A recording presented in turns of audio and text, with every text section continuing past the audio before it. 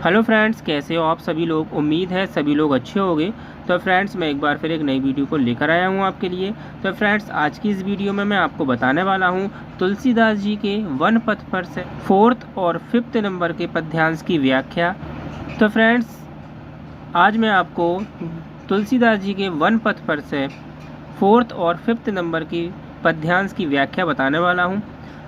तो आप मेरी वीडियो के साथ लास्ट तक बने रहिएगा। चैनल पर जो भी स्टूडेंट्स नए हैं, चैनल को सब्सक्राइब करके बेल आइकन पर क्लिक कर दें, जिससे फ्रेंड्स मेरी आगे आने वाली वीडियो का नोटिफिकेशन सबसे पहले आप तक पहुंच जाए। चलिए फ्रेंड्स, वीडियो को स्टार्ट करते हैं। देखिए, 1st, 2nd और 3rd नंबर की जो व्याख्या है मैंने आपको पिछली वीडियो में बता दी है।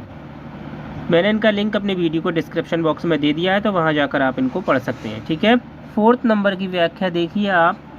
शीस जटा और बाहु विशाल, बिलोचन लाल तिरछी सी बोहें, तून सरासन बान धरे, तुलसी बन मार्ग में सूठी सोहें, सादर बरही बार सुबह, चिते तुम त्यों हमरो मन मोहे, पूछती ग्राम बधू सियसों, कहो सांबरे से सखी राबरे को हैं। तो फ्रेंड्स, अब इस पद्यांश के हम कठिन शब्दों के अर्थ जानेंगे। देखिए, शीस जटा सिर पर बड़े बाल, उर माने हृदय, बाहु विशाल यानी कि विशाल भुजा, बिलोचन लाल लाल आँखें, तिरछी सी भौहें। ये ऐसा ही रहेगा।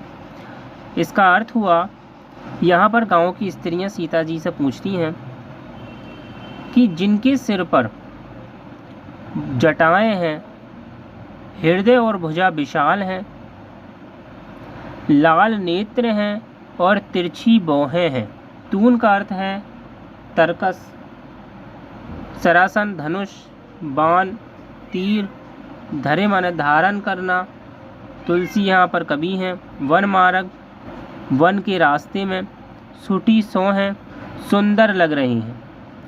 तो इस लाइन का अर्थ हुआ, यहाँ तुलसीदास जी कहते हैं कि ये तरकस धनुष बाण धारण किए हुए वन के रास्ते में बड़े ही सुंदर लग रहे हैं।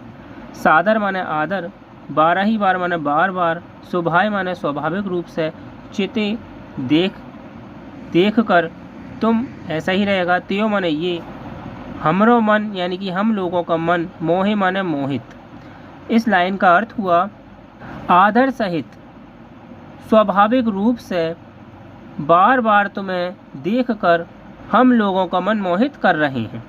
पूछती ऐसा ही रहेगा, ग्राम माने गाँव, बधू माने स्त्रियाँ, सीएसओ माने सीता से, कहो बताओ, सांबरे से यानी कि सांबले से, सखी यानी कि वहाँ की जो स्त्रियाँ हैं, रामबरे को हैं यानी कि आपके कौन हैं। तो इस लाइन का अर्थ हुआ, गांव की स्त्रियाँ सीता जी से पूछती हैं कि हे सखी, ये सांबले रंग की बताओ तुम्हारे कौन हैं। देखिए, अध्याय 2 से 4th नंबर की व्याख्या है ये। शीस जटा और बाहु विशाल। संदर्भ आपको पूर्ववत लिखना है। प्रसंग में आप लिखेंगे, प्रस्तुत पद्यांश में गांव की स्त्रियों की श्री राम सीता के विषय में जानने की जिज्ञासा का यहाँ वर्णन किया गया है। मतलब जो गांव की स्त्रियां हैं, वो श्री राम और सीता जी के बारे में उनकी एक जिज्ञासा है, उनके बारे में जानने की। ठीक है। व्याख्या में लिखेंगे आप, गाँव की स्त्रियां सीता जी से पूछती हैं कि जिनके सिर पर जटाएं हैं, हृदय और भुजा विशाल हैं, लाल नेत्र हैं और तिरछी भौहें हैं, ये तरकस धनुष तथा बाण धारण किए हुए हैं, वन के रास्ते में बड़े सुंदर लग रहे हैं, आदर सहित स्वाभाविक रूप से बार बार तुम्हें देखकर हम लोगों का मन मोहित कर रहे हैं। गाँव की स्त्रियां सीता से पूछती हैं, हे सखी, ये सांवले रंग के बताओ तुम्हारे कौन हैं। तो 5th नंबर की व्याख्या देखिए आप। सुनी सुंदर बैन सुधारस साने, सयानी है जानकी जानी, भली तिरछे करी नैन दे सैन, तिन्हें समुझाई कछु मुस्काई चली, तुलसी ते ही अवसर सोहें सबे, अब लोकती लोचन लाहू वाली, अनुराग तड़ाग में भानु उदय, बिगसी मनोमंजुल कंजकली। अब हम इस पद्यांश के कठिन शब्दों के अर्थ जानेंगे। सुनी माने सुनकर, सुंदर ऐसा ही रहेगा। बैन बानी, सुधारसाने माने होता है अमृत रस में सना हुआ यानी कि मधुर। सयानी चतुर है ऐसा ही रहेगा। जानकी सीता जी, जानी जान गई, भली माने भली प्रकार से। इस लाइन का अर्थ हुआ गांव की स्त्रियों के सुंदर वचनों को सुनकर चतुर सीता जी ने उनको भली प्रकार से जान गई। तिरछे ऐसा ही रहेगा। करी माने करके, नैन यानी कि आँख, दे माने देना, सैन संकेत, तिन्ह उन्हें, समुझाई माने समझाकर, कछु माने कुछ, मुस्काई मुस्कुराकर आगे चली गई। तो इस लाइन का अर्थ हुआ वह अपनी आँखों को तिरछे करके तथा संकेत से ही समझाते हुए वह मुस्कुराकर आगे चली गई। तुलसी यहाँ कवि हैं। तेही माने होता है उस, अवसर माने अवसर, सोहे माने सुंदरता, सवे माने सभी, अवलोकती देखना, लोचन माने आँख, लहू माने लाभ, अली का मतलब है सखी। तो इस लाइन का अर्थ हुआ तुलसीदास जी कहते हैं कि उस अवसर पर सभी सखियां राम जी के सुंदरता को एकटक देखती हुई अपने नेत्रों को लाभ प्राप्त करने लगी।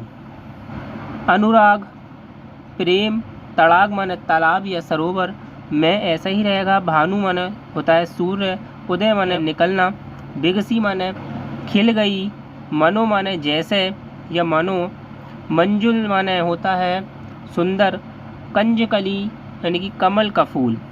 इस लाइन का अर्थ हुआ प्रेम रूपी तालाब में सूर्य का उदय होने पर कमल की सुंदर कलियां खिल गईं। अध्याय नंबर 2 से 5th नंबर की व्याख्या है सुनी सुंदर बैन, सुधारस साने। संदर्भ आपको पूर्वत लिखना है। प्रसंग में आप लिखेंगे प्रस्तुत पद्यांश में सीता जी ने नेत्रों के संकेत से राम जी के साथ अपने संबंध को बताया है।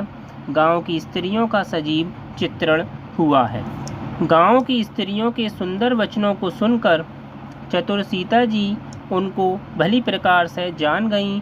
वह अपनी आँखों को तिरछे करके तथा संकेत से ही उन्हें कुछ समझाते हुए मुस्कुराकर आगे चली गईं।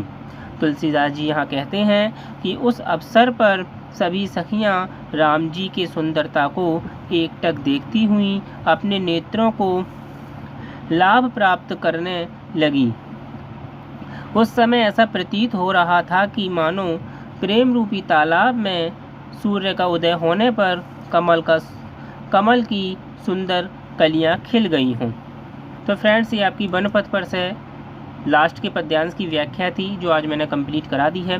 दोनों ही प्रकार से मैंने व्याख्या को समझाया है। तो फ्रेंड्स, अब आप महत्वपूर्ण व्याख्याओं पर निशान लगा लीजिए जिन व्याख्याओं की संभावना अधिक होती है एग्जाम पेपर में आने की। ठीक है, देखिए फर्स्ट नंबर की व्याख्या पे आप निशान लगाइए। वेरी इंपॉर्टेंट व्याख्या है ये,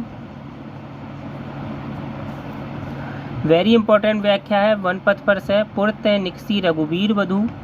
सेकंड नंबर की व्याख्या पर निशान लगाइए आप। रानी अजानी, रानी में अजानी महा। वेरी इंपॉर्टेंट व्याख्या है ये, इसकी संभावना अधिक रहती है एग्जाम पेपर में आने की। इसके बाद आप निशान लगाइए फोर्थ नंबर की व्याख्या पर। वेरी इंपॉर्टेंट व्याख्या है ये। और फिफ्थ नंबर की व्याख्या पर निशान लगा लीजिए आप। तो फ्रेंड्स, वन पथ पर से ये बहुत ही ज़्यादा महत्वपूर्ण व्याख्या मैंने आपको बताई हैं जो आपके एग्ज़ाम पेपर के लिए बहुत ही ज़्यादा इम्पोर्टेंट हैं और इनकी संभावना अधिक रहती है एग्ज़ाम पेपर में आने की। ठीक है, तो फ्रेंड्स, वीडियो अच्छी लगी हो तो वीडियो को लाइक शेयर कमेंट जरूर कीजिए और चैनल को सब्सक्राइब करना ना भूलें। फिर मिलते हैं एक नेक्स्ट वीडियो में नेक्स्ट टॉपिक के साथ। तब तक के लिए फ्रेंड्स, जय हिंद जय भारत।